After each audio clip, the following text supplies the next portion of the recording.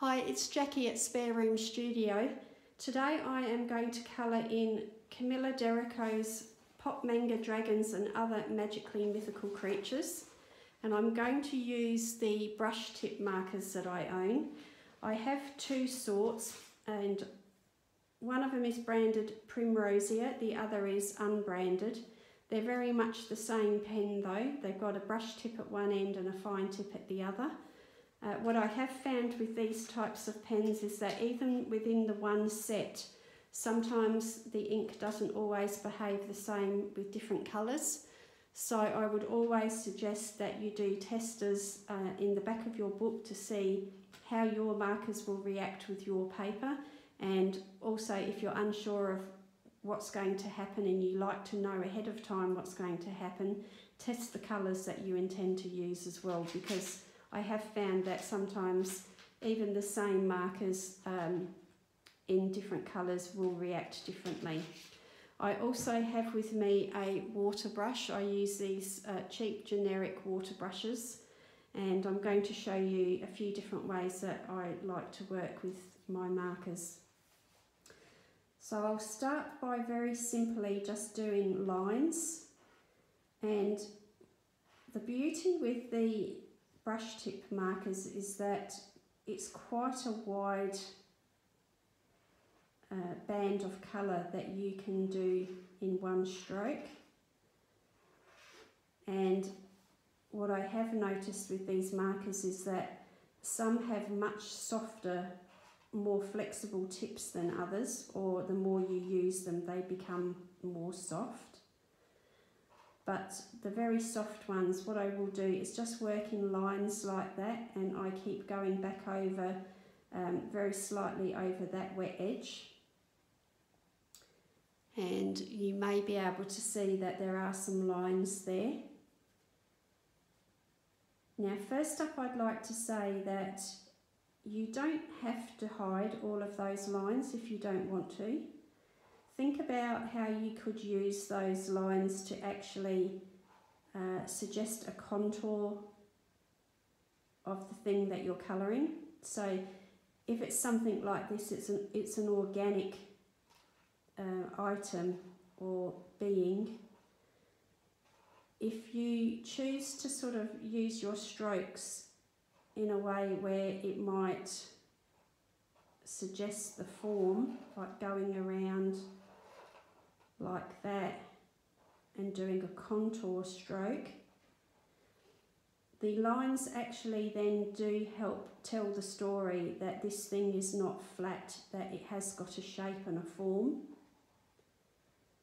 And so sometimes when you work that way, you might actually leave those lines because they help tell the story.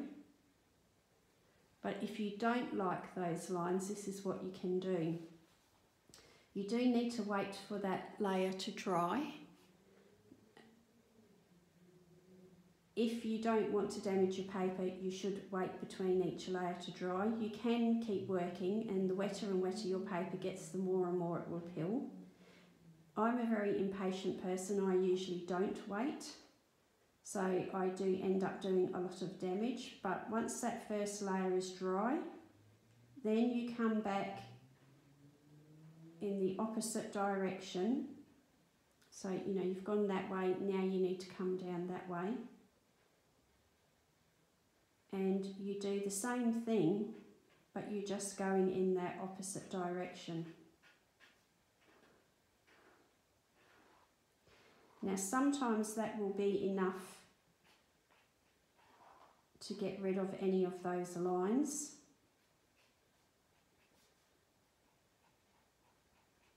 And if it isn't enough to get rid of those lines, what you do then is wait for that layer to dry.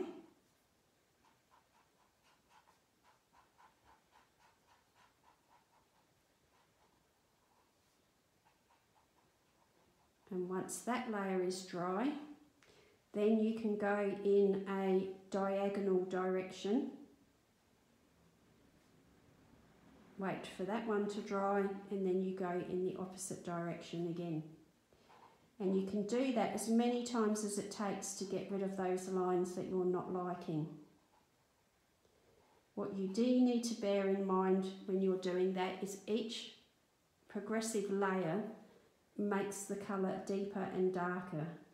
And so if you want a highlighted area where you want the colour to be not so saturated or so dark, then you need to try and work quickly and get that one pass done so that you're not going to need to do another layer. So I've managed to get that area done quite quickly there without any lines at all. So generally, the faster that you can work, the better the result you're going to get. Now, smaller areas also don't tend to show so many lines, and you can work quicker, so that probably contributes to that as well. Lighter colours do not show the lines so much either. So if, for example, you want to do a background, you want to do it in marker but you don't want the lines, I'd really recommend that you choose a lighter colour to do it than a darker one, and you won't get so many obvious lines in that.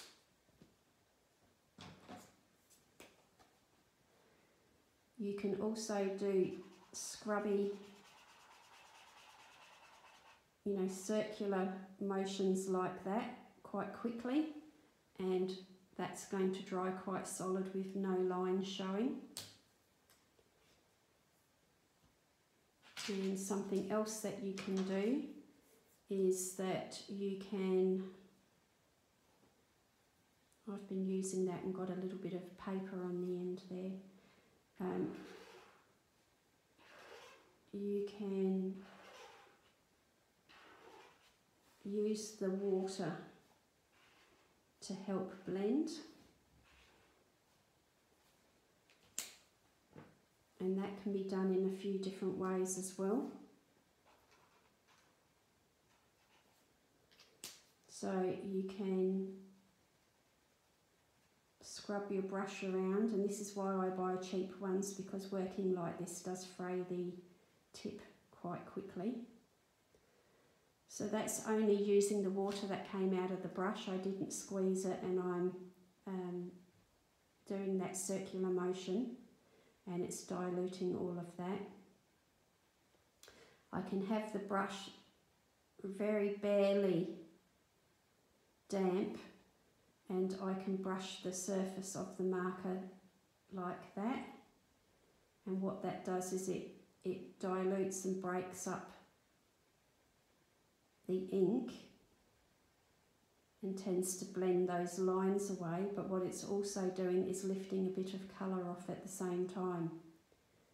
And so if your area is too dark and you wish to lighten it up a little bit, you can do that. You can lift a little bit of colour off by very, very gently brushing your brush over the surface that way as well.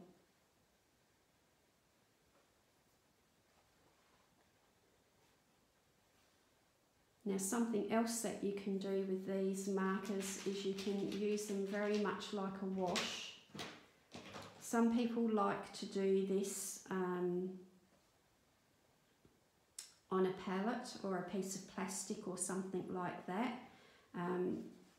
I'm quite often working on the sofa with everything on my lap, and so I like to use as little items as I can when I'm colouring. And so I've sort of worked out that I can work in this way now, where I need limited supplies and I can actually do it sitting in front of the TV.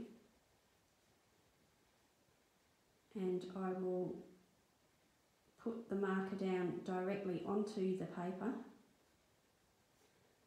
and while it is quite wet still, use a wet brush and drag that colour out and paint with it.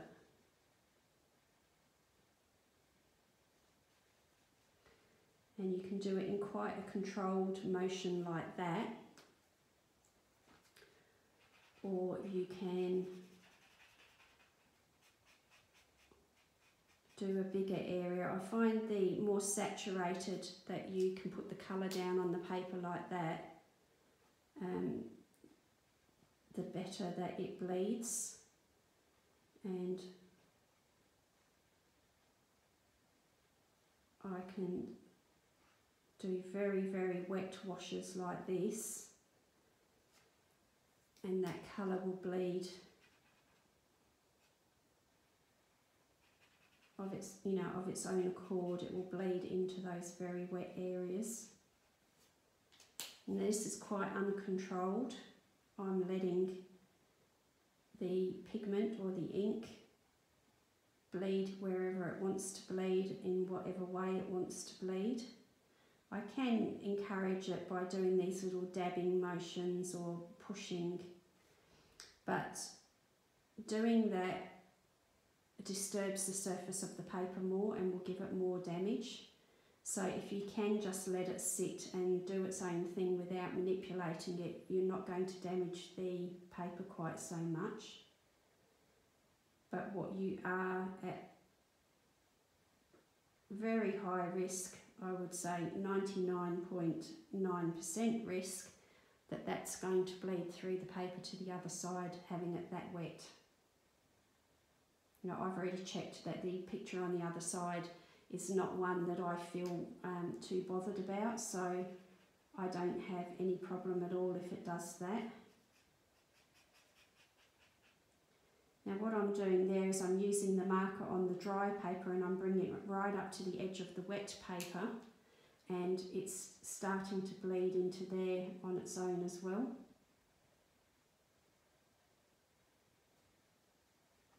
If you ever find you've got too much water on the page at any time, you can obviously dab it off with a bit of paper towel or tissue, and you can also sort of use a dry brush tip to lift colour and pigment and water back off like that.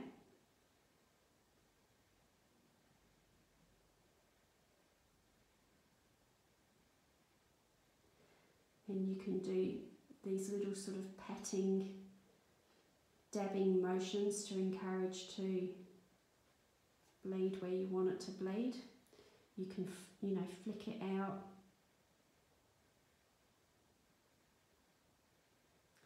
And so that's another way to get a very blended watercolour look, rather than a solid blended look, saturated look like when you're just using the markers as markers.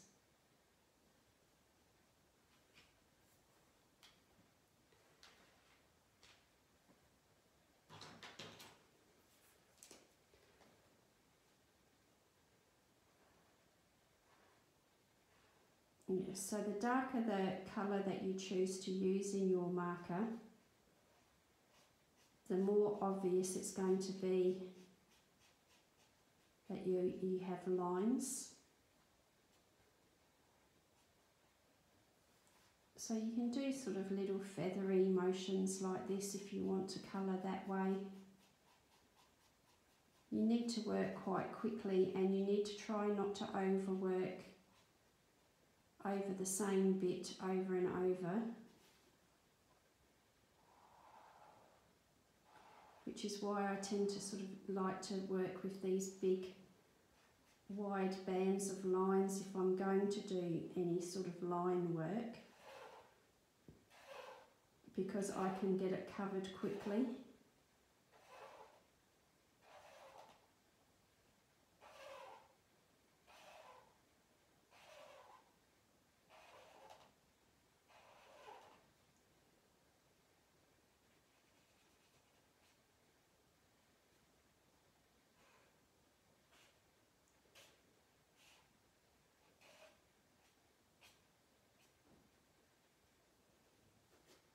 I think that's the foot of that one there.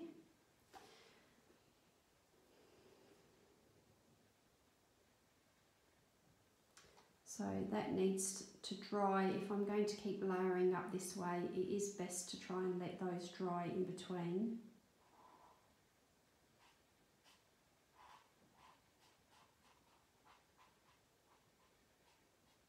but that sort of shows you that you do indeed get much darker with each subsequent layer that you're putting on, and that can suggest shadows as well.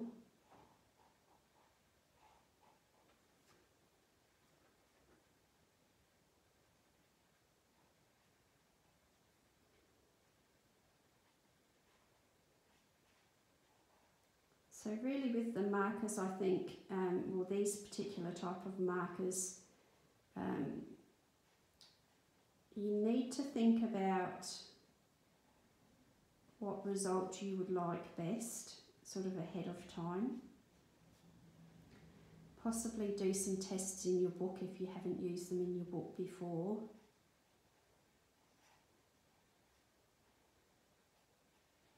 But it's important to sort of keep in mind that each art material is kind of designed to work in a certain way for a certain purpose, and quite often we are trying to use materials in ways that they weren't actually designed to be used, which is okay, you know, we can do that, but we have to sort of accept there will always be some sort of limitation there with it.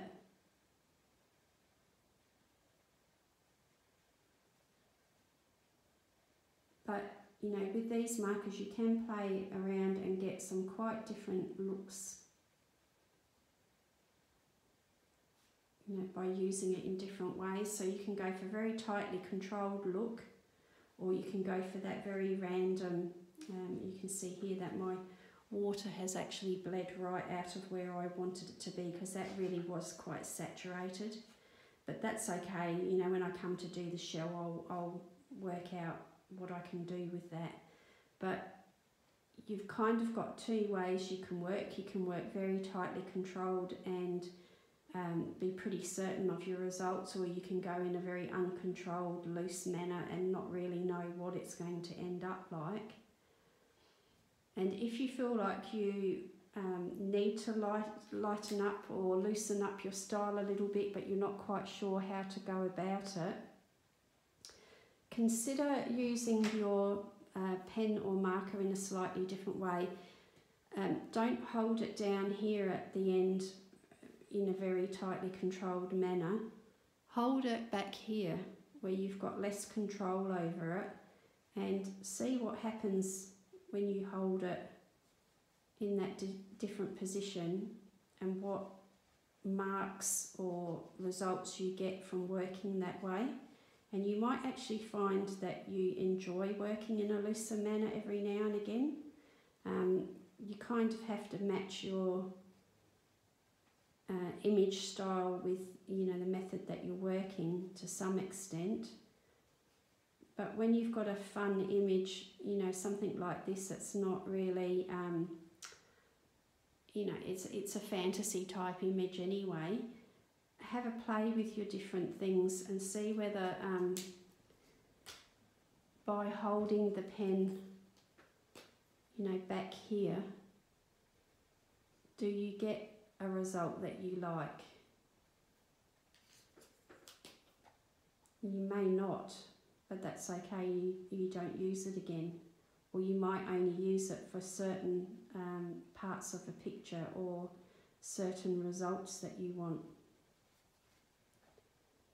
That is still quite wet there where I put the water over it. I forgot that I put the water there, so when I'm actually using the marker tip on that very wet paper, it's tearing it up.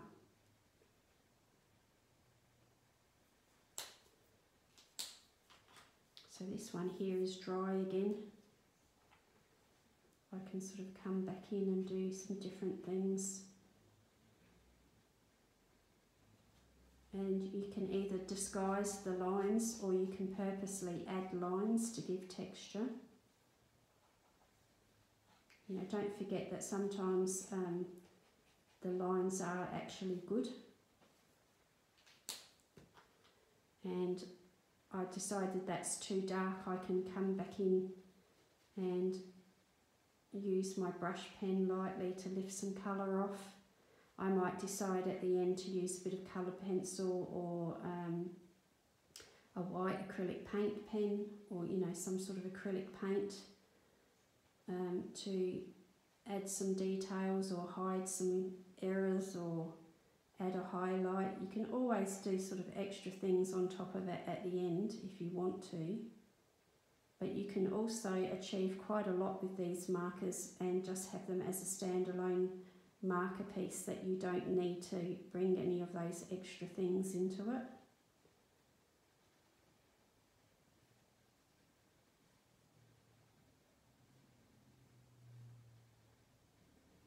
And of course then you can always bring in the fine tip end once you've resolved your whole composition and know what you're doing and what you want.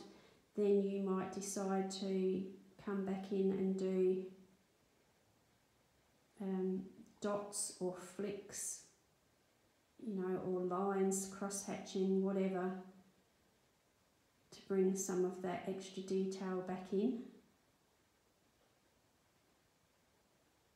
Because, you know, there's times where you want that finely blended or smoothly blended finish, or, you know, of nice colour, but there are also times when you want to have a little bit of character, you want some texture, you want some detail. And so these markers can pretty much do all of that for you.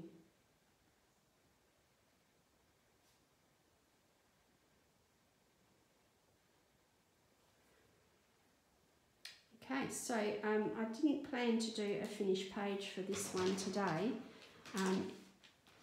Watch out at the end of the month for the finished pages video, and you will probably see this page completed by the end of the month, or I may in fact have it completed earlier and I will put it up onto Instagram. So you can see underneath the blue one there, it bled right out over to the shell. But that's not anything that can't be fixed up. But you can see those really nice watercolour effects where it's all bled. And then you've got some really nice finely blended areas. And that is where I used the marker on the red one. I've still got some very faint lines there, but I think, given the fun nature of the picture and the subject and so on, that having some of those lines is not going to detract from it. And you really can only see some of that when you lift it up very close. When it's back down here and I'm looking at it normally, the most obvious lines are those ones. I don't see any of that at all from back here.